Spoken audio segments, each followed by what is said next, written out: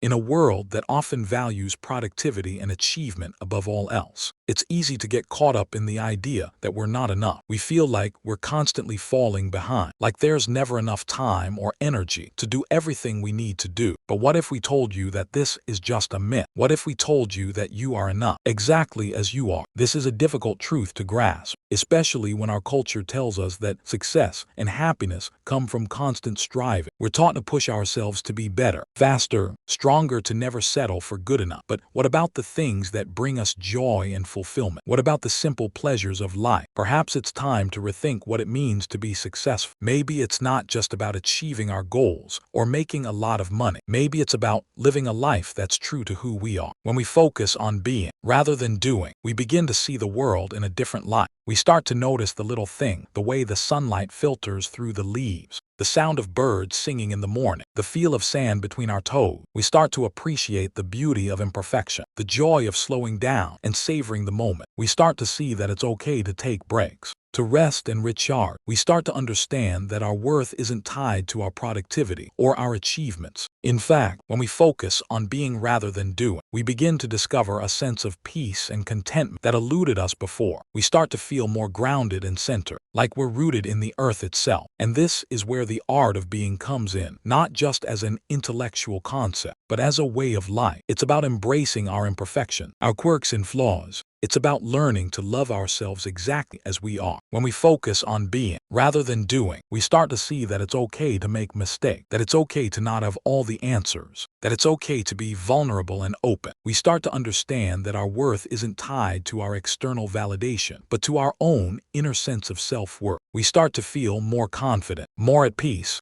And this is where the magic happens, when we finally learn to accept ourselves exactly as we are, when we stop trying to fit into someone else's idea of what it means to be successful or happy, when we start to love and accept ourselves for who we truly are. So take a deep breath and let's try something new. Let's focus on being rather than doing. Let's learn to love and accept ourselves exactly as we are. And when we do, I promise you that the world will change in ways we never could have imagined. For when we start to see ourselves as the most important thing in our lives, not because of what we can do or achieve, but simply because of who we are, we begin to realize that we're already enough. We're already worthy of love and acceptance, exactly as we are. And this is where the true magic happens, when we finally learn to believe it ourselves.